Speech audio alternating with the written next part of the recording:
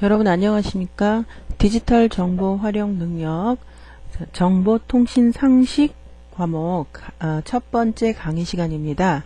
자, 이번에는 첫 번째는 전자계산기 개요라는 제목으로 같이 공부해 보도록 하겠습니다. 이번 시간에 배우실 목차에 대해서 살펴보도록 하겠습니다. 자, 이번 시간에 배우실 목차는 계산기의 역사 첫 번째 배울 것이고요. 자, 두 번째는 컴퓨터 세대별 분류, 자, 세 번째는 컴퓨터의 분류, 네 번째는 하드웨어, 소프트웨어, 자, 다섯 번째는 네트워크 운영체제, 자, 플러그 앤 플레이라고 하는 개념에 대해서 같이 배워보도록 하겠습니다. 자, 첫 번째 계산기의 역사입니다. 자, 계산기의 역사는 우리가 주판이 전자계산기의 종류는 아니지만 계산할 수 있는 기계라는 점에서 주판을 제일 먼저 시작하도록 하겠고요. 또 네이피어 봉이라고 하는 그런 계산기도 있었고요. 자, 파스칼의 톱니바퀴 계산기, 라이프니츠의 계산기, 자, 바비지의 차분기간과 해석기간, 굉장히 유명한 그런 바비지의 요 차분기간, 해석기간에 대해서 같이 배워보도록 하겠고요. 자, 홀러리스의 PCS, 그래서 천공카드 시스템 배워보도록 하겠습니다. 자, 첫 번째 주판입니다. 서양에서는 원시적 수준의 주판이 기원전 3000에서 4000년 전에 만들어진 것으로 알려져 있습니다. 자, 6세기경 로마의 철학자 보이티우스에 의해서 주판으로 발전하게 되었고요. 자, 10세기경 교황 실베스타 2세에 의해서 개량이 되었다고 합니다. 자, 중국의 주판은 기원전 26세기경 개발이 되어 배우기 쉽고 사용이 용이해서 우리나라 등 아시아권에서는 널리 이용되고 있습니다. 자, 이번에는 네이피어 봉입니다. 1617년 자, 스코틀랜드의 귀족이었던 네이피어 분께서 자연대수의 창시자인 네이피어가 네이피어 봉이라고 하는 도구로, 자, 밑에 그림이 보이죠? 자, 곱셈과 나눗셈을, 덧셈과 뺄셈을 반복하여 계산을 하셨다고 합니다. 개발 후 300년간 계속 이용이 되었다고 합니다. 자, 이번에는 파스칼의 톱니바퀴 계산기입니다. 1642년 17세기죠. 프랑스의 유명한 파스칼이 회전 기어를 사용한 가산기로 톱니바퀴 회전 원리를 이용해서 톱니바퀴 회전각에 의해서 자리 올림이 자동적으로 되는 최초의 기계식 수동 계산기를 개발하였는데요. 자, 1671년 프러시아의 수학자 라이프니츠 라는 학자가 파스칼의 덧셈 기계에 특별한 톱니바퀴를 추가 사용하여서 덧셈의 반복으로 곱셈과 나눗셈을 하는 탁상 계산기를 만들었다고 합니다. 자, 이번에는 라이프니츠, 그러니까 바베지의 차분 기간과 해석 기간 PCS를 동시에 알아보도록 하겠습니다. 자, 1823년에서 34년 영국의 발명가 바베지라는 아주 유명한 분이요.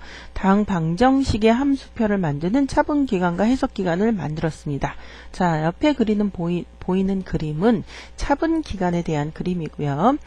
자, 1889년, 19세기죠. 미국 인구조사국의 통계학자이셨던 홀러리스 박사가 PCS, 천공카드 시스템을 제작해서 자료를 카드에 첨공하여 미국 국세조사의 집계에 사용하셨다고 합니다. 지금 우리가 OMR 카드라든지 이런 원리도 거의 이것과 흡사하다고 볼 수가 있죠. 자, 이번에는 ABC 마크 1입니다. 자, ABC는 아타나소프 베리 컴퓨터, 요것을 이니셜을 따서 ABC고요. 1942년 아타나소프 박사와 조교인 클리포드 베리의 이름을 따서 지웠고요. 최초의 전자식 컴퓨터로 전자식 디지털 계산기를 제작했다고 합니다. 복잡한 계산을 수행하는 물리학자들을 돕기 위한 목적이었다고 하죠. 자, 이번에는 마크 1입니다. 세계 최초의 전기기계식 자동계산기입니다. 바베지의 설계를 실현시킨 것으로 분석 엔진의 원리를 이용해 과학기술의 계산을 목적으로 제작이 되었다고 합니다. 자, 전기기계식 자동계산기의 최초라는 것 잘 기억하시고요. 자, 컴퓨터의 세대별 분류를 좀 보도록 하겠습니다. 자, 1세대, 2세대, 3세대, 4세대, 5세대 정도로 나누고요. 자, 1세대는 뭐니 해도 이 진공관입니다. 자, 진공관, 자기 드럼, 기계어 사용, 하드웨어 중심, 일괄 처리 시스템. 중요한 단어만 제가 여기다 실어놨는데요. 자, 기가 0과 1로 프로그램했던 기계어가 1세대 또 그 프로그래밍 언어에 속하고요. 자, 2세대는 트랜지스터, 우리가 트랜지스터 라디오 그러죠? 자, 이게 바로 트랜지스터에 대한 모양이고요. 자, 자기 코어라는 어떤 그런 메모리의 소자가 쓰였고요. 자, 고급 언어가 개발이 되었으며 운영체제가 도입이 되었습니다. 온라인 실시간 처리 다중 프로그래밍이라고 하는 운영체제에서의 어떤 그 처리 방식 개념이 나오기 시작했고요. 자, 고급 언어 우리가 C 아직도 쓰이고 있는 C, 포트란 파스칼의 고급 언어들이 개발된 시기이기도 합니다. 자, 제3세대는요. 직접 회로 그래서 이게 지금의 메모리와 같은 소자인데요. 자, 나노 세컨드라고 하는 그런 어떤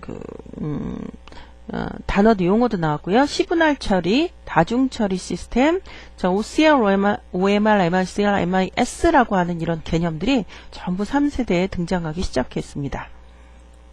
자, 4세대는요, 고밀도 직접해서 그래서 LSI고요.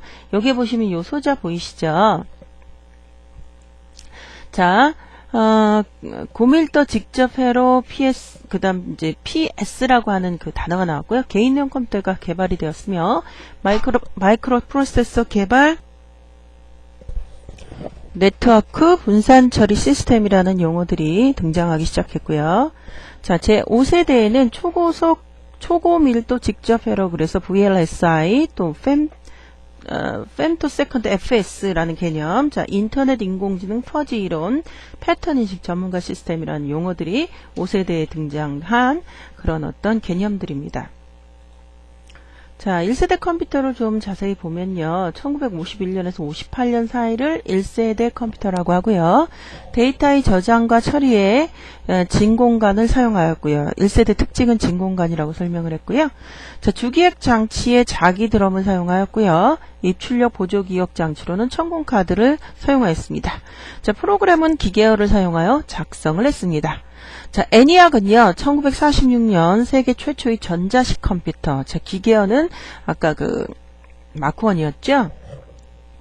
자, 1946년 세계 최초의 전자식 컴퓨터로 미국 육군의 탄도 궤도의 수학적 도표를 계산하기 위해 만들어졌고요. 자, 에드벡은 프로그램 내장 방식을 최초로 도입한 컴퓨터로 폰 노이만이 개발을 했습니다. 자, 1세대 범용 컴퓨터는 IBM사에서 1956년 701이라고 하는 모델명을 가진 상업용 컴퓨터를 내놓은 데 이어서 1953년에 사무용과 과학기술용으로 함께 쓸 수 있는 범용적인 컴퓨터 IBM 650을 발표하기에 이르렀습니다. 자, 이상은 1세대 컴퓨터들의 어떤 특징이었고요. 자, 2세대 컴퓨터는요. 자, 트랜지스터라는 단어를 기억하셔야 되겠습니다. 자, 58년에서 63년 아주 짧게 2세대를 끊고 있는데요. 주기억 장치에는 접근 시간이 짧은 자기 코어, 그 1세대는 자기 드럼이었죠. 자기 코어가 이용되었고요. 보조기억 장치로는 용량이 긴 자기 드럼, 자, 자기 디스크가 사용이 되었고요. 자, 입출력 장치로는 자기 테이프와 종이 카드가 사용이 되었습니다. 자, 유니백은요, 최초의 상업용 컴퓨터입니다. 자, 최초의 컴퓨터라고 일컬어지는 ENIAC을 만든 미국 펜실베니아 대학의 존 머클리와 프레스퍼 에커트가 다시 유니백이라고 하는 상업용 컴퓨터를 만들었고요. 50년이죠. 자, 유니백은 미국의 인구주사국에서 사용되었고요. 1986년 버러우사와 합병해 유니시스가 된 스페리사라는 유니박을 개발 시판하는 등 IBM이 부상하기 전에 1950년대 초까지 세계 최대 컴퓨터 업체로 군림을 했다고 합니다. 자, 이후 1950년대 초에 어셈블리어라는 불리는 별도의 프로그램이 컴퓨터가 이해할 수 있는 이진 코드로 변환시켜주는 역할을 하여 프로그래밍을 용이하게 했다고 합니다. 자, 3세대 컴퓨터는요, IC라는 요 직접 회로라는 그 용어를 잊으시면 안 되고요. 자, IC를 사용함으로써 중앙 처리 장치는 소형화되는 반면 기용 용량은 커졌으며 다양한 소프트웨어를 구사할 수 있는 기능이 크게 개선되었을 뿐만 아니라 관리 프로그램과 처리 프로그램 및 사용자 프로그램 등의 소프트웨어 체계가 확립된 그러한 시기입니다. 자, IBM 360, PDP-11 등은 제3세대에 등장했던 컴퓨터들입니다. 자, 제4세대는요, LSI, 고밀도 집적 회로, 요 단어 기억하시고요. 자, 고밀도 집적 회로와 초고밀도 집적 회로를 보통 이 초고밀도 집적 회로는 5세대로 얘기를 하기도 하고요. 연산 속도는 초대형 컴퓨터인 경우 피코 초에 이르고 있으며 크레이라고 하는 슈퍼컴퓨터는 1초에 100억 개 이상의 명령어를 행할 수 있는 초고 성능의 속도로 작동 중이라고 합니다. 자, 옆에 있는 그림은 크레이라는 컴퓨터의 그 그림이고요. 자, 알테어 8800 최초의 상업적인 마이크로 컴퓨터로서 대기업이나 정부에서만 사용할 수 있었던 컴퓨터를 일반 대중도 구입할 수 있었던 길을 열었고요. 자, 옆에 있는 것은 그 초기 애플 컴퓨터를 보여주는 그런 그림이고요. 1977년 스티브 잡스, 지금은 이제 돌아가신 스티브 잡스와 스테븐 워즈워니아에 의해 만들어져 널리 시판된 최초의 마이크로 컴퓨터라고 합니다. 자, 5세대 컴퓨터는 초고속 장치, 자, 대규모 병렬 처리 시스템의 구조가 필요했고요. 논리적 추론을 지원하는 연산 기능이 필요했습니다. 논리 프로그래밍, 인공지능 기법, 병렬 처리 개념을 내포하는 추상적인 언어가 제공되어야 했었다고 합니다. 자, 컴퓨터의 분류를 한번 해보도록 하겠습니다. 사용 목적에 따라, 자료 표현 방식에 따라, 처리 능력에 따라 각각 특수용, 범용, 개인용, 자료 표현 방식에 따라 아날로그, 디지털, 하이브리드는 이제 복합됐다라는 뜻이고요. 처리 능력에 따라 대형이냐, 미니냐, 워크스테이션이냐, 마이크로냐, 랩탑이냐, 팜탑이냐 등으로 컴퓨터의 분류를 나눌 수가 있겠습니다.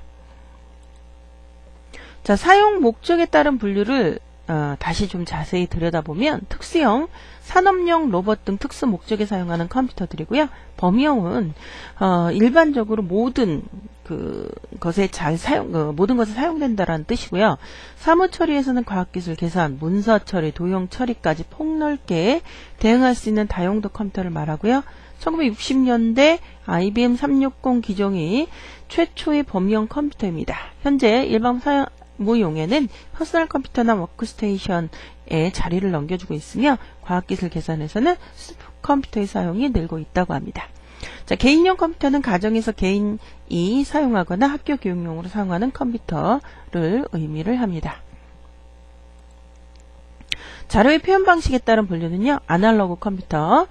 자, 디지털 컴퓨터에서 대해서 수를 전압 길이 회전각을 물리량으로 바꿔 연산하는 컴퓨터를 아날로그 컴퓨터라고 부르고요. 자, 정도는 좋지 않지만 미분, 방정식, 해석 등의 고속으로 비교적 용이하게 구할 수 있고 연산 결과가 곡선으로 얻어지고 브라운 관상에서 도형으로서 표시할 수 있는 그런 특징을 갖고 있는 게 아날로그 컴퓨터고요. 자, 디지털 컴퓨터는 우리가 지금 사용하고 있는 컴퓨터죠. 데이터를 연산을 하거나 논리 수행하는 컴퓨터로, 디지털로, 자, 불연속적인 자료를 처리할 수 있으며 이용 범위가 가장 넓은 것이고요. 하이브리드는 아날로그 컴퓨터와 디지털 컴퓨터를 하나의 시스템으로 조합한 컴퓨터입니다. 자, 처리 능력에 따른 분류를 좀 보겠습니다. 대형, 미니, 그다음 워크스테이션. 자, 대형은요, 가장 큰 컴퓨터고요. 다양한 데이터를 처리할 수 있는 범용 목적의 대형 컴퓨터로서 다수의 단말기를 연결하여 많은 사람들이 복잡한 작업을 수행할 수 있고요. 64년에 IBM에서 출시한 시스템 360이 현대식 메인프레임의 시초입니다. 자, 이런 메인프레임들은 인구조사, 공업, 소비자 통계, ERP, 금융 트랜잭션 처리와 같은 정부의 연구기관과 대기업의 중요한 응용 프로그램들을 사용하는 데 쓰이는 컴퓨터들입니다. 자, 미니 컴퓨터는요, 개인용 컴퓨터와 대형 컴퓨터의 중간 단계에 있는 컴퓨터로서 일반적인 중소형 컴퓨터를 말합니다. 자, 개인용 컴퓨터보다 주기억 장치와 보조기억 장치의 용량이 커서 멀티 유저 시스템을 사용하는 학교나 연구소에서 업무용으로 사용을 합니다. 자, 워크스테이션은요, 1980년대 초 빠른 계산 속도와 정밀한 그래픽을 필요한 과학 미니 컴퓨터와 마이크로 컴퓨터의 중간 형태이고요. 독립적인 그래픽 시스템이나 워드 프로세서 전용기 등과 같이 사람이 손쉽게 사용할 수 있도록 제작된 컴퓨터입니다. 자, 근거리 통신망에서 통신망에 연결된 일반 컴퓨터들이 컴퓨터를 우린 서버급 컴퓨터를 워크스테이션이라고 보면 됩니다. 자, 마이크로 컴퓨터는요, 우리가 쓰는 PC 정도의 수준이고요. 자, 마이크로 프로세서를 중앙 처리 장치로 사용하는 컴퓨터를 가리킵니다. 물리적으로 메인프레임이나 미니 컴퓨터의 견주가 작은 편이고요. 수많은 마이크로 컴퓨터들 또한 개인용 컴퓨터라고 할 수 있고요. 1970년에서 80년대까지 마이크로라는 낱말로 줄여 말하던 것을 흔하였지만 지금은 마이크로 컴퓨터라는 말은 안 쓰고요. 퍼스널 컴퓨터라는 말을 오히려 많이 쓰기도 하죠. 자, 램탑, 팜탑은요. 랩은 무릎입니다. 무릎 위에 올려놓고 쓸 수 있을 정도의 크기를 의미하는 용어이고요. 흔히 말하는 노트북 컴퓨터와 동일한 개념이고요. 미주 지역에서는 laptop이라는 단어를 더 많이 씁니다. 자, 대개 액정 디스플레이나 가스 플라즈마 표시 장치를 화면으로 사용하며 3.5인치 플라피 디스크, 하드 디스크, 충전지 등을 내장하고 있습니다. 자, 팜은 손바닥이란 얘기예요. 손바닥에 올려놓은 컴퓨터. 요즘에 그 스마트폰 정도를 생각하시면 되겠습니다. 자, 크기는 A4 사이즈 정도이고요. 무게는 1kg 정도의 그 개인용 컴퓨터, 그러니까 태블릿 컴퓨터라고 생각을 하시면 됩니다. 자, 하드웨어, 소프트웨어에 대해서 구분을 해보도록 하겠습니다. 자, 1번 하드웨어는요, 컴퓨터 시스템의 기계적인 부분을 모두 한 단어로 하드웨어라고 합니다.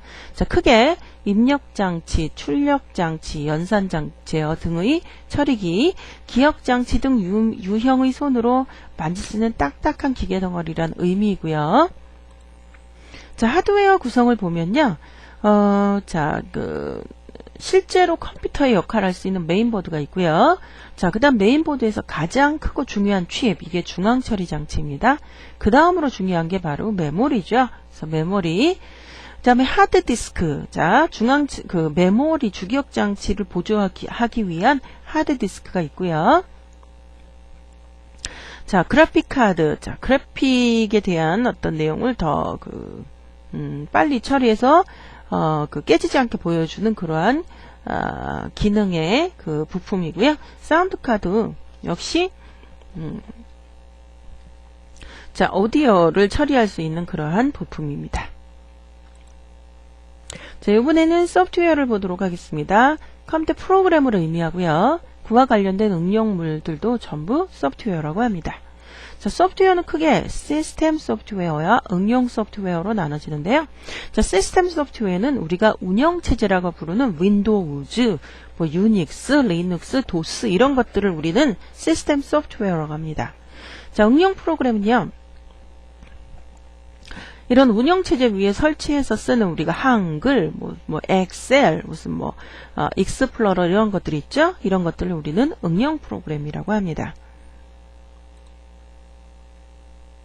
자, 이번에는 네트워크라는 개념을 대해서 좀 보여보도록 하겠습니다. 자, 네트워크는 사용되는 단말장치 또는 서비스에 따라서 전신망, 전화망, 컴퓨터 통신망 등으로 발전해 왔고요. 컴퓨터 처리와 통신의 결합으로 이들 간의 경계는 없어지게 되었고요. 종합정보통신망으로 발전하게 되었습니다. 자, 컴퓨터는 컴퓨터실의 경계를 훨씬 벗어나게 되어 분산 컴퓨터 처리를 가능하게 하고요. 좁은 의미로 컴퓨터 상호 간의 정보 교환과 정보 처리를 위한 데이터 통신망, 통신망 운영체제, 통신망 데이터베이스 등 네트워크 관련 용어는 대부분 컴퓨터 통신망과 관련하여 사용되는 용어입니다. 자, 네트워크의 규모에 따라 구내 정보 통신망, 자, 이것을 우리는 Local Area Network LAN이라고 하고요. 자, 도시권 통신망 Metropolitan Area Network MAN이라고 하고요. 광역 통신망 Wide Area Network WAN이라고 합니다. 자, 세계적 통신망 등으로 분류를 할 수 있겠습니다. 자, 요번에는 운영체제에 대한 얘기입니다. 자, 컴퓨터 시스템을 사용하기 쉽게 하기 위해 유효하게 이용할 수 있도록 준비되어 있는 소프트웨어이고요. 자, 프로그램의 실행을 제어하고 컴파일, 디버그, 입출력 제어, 기억 영역의 할당, 데이터의 관리 등 각종 서비스가 제공이 됩니다. 자, 예를 들어서 윈도우 998, XP7, 윈도우 비스타, 윈도우 시리즈 전부 운영체제고요. 자, 리눅스, 유닉스, 심지어는 도스 이런 것들 전부 운영체제에 속하는 프로그램들입니다. 자, 이번에는 PMP라는 개념을 알아보도록 하겠습니다. 자, PMP는 플러그 앤 플레이 또는 PMP라고 읽고요. 자, 장치를 컴퓨터에 집어넣고 컴퓨터는 그 장치가 거기에 있음을 인식할 수 있는 능력을 주는 표준입니다. 자, 사용자는 컴퓨터에게 새로운 주변 장치가 추가되었음을 말해줄 필요가 없고요. 이런 새로운 능력이 있기 전에는 전통적으로 운영체제는 추가 장치의 부착 내역을 포함하여 사용자에 의해 정의된 기계장치 구성 내역을 가지고 있어야 했습니다. 즉, 예전에는 지금은 마우스를 장착을 하면 컴퓨터가 알아서 마우스를 인식하는데요. 예전에는 그게 아니라 그 마우스를 인식할 수 있는 프로그램, 우리가 드라이버라고 하죠. 그 프로그램을 따로 설치했어야 됩니다. 자, 그런데 PMP란 그런 부품을 달자마자, 자, 그 부품을 장착하자마자 그 운영 체제가 알아서 또는 프로그램이 알아서 그거에 대한 내용을 인식하고 그거를 사용할 준비가 된다라는 거죠. 자, 이번 시간을 정리해 보도록 하겠습니다. 아주 짧게 계산기 역사는 길게 설명을 했지만 기타 내용들은 좀 짧게 설명이 되었는데요. 다이어트 시험은 정보통신 상식 쪽의 시험은 굉장히 다양한, 문제 자체는 그렇게 어렵지 않은데요. 굉장히 다양한 상식을 요구합니다. 그래서 여러분들이 한두 번이라도 이 내용들을 읽어보시고 들어간다면 기출문제에 없었던 내용이 나오더라도 절대 흔들리지 않고 잘 할 수 있다라고 생각이 듭니다. 자, 계산기의 역사, 제가 몇 가지 중요한 거 얘기 드렸죠? 최초의 컴퓨터, 최초의 기계식 컴퓨터, 최초의 전자식 컴퓨터, 최초의 상업용 컴퓨터, 뭐 이런 것들 설명했었고요. 그 다음에 컴퓨터 세대별 분류, 1세대에서 2세대, 3세대, 4세대, 5세대까지 각각 중요한 내용들, 뭐 진공관이라든지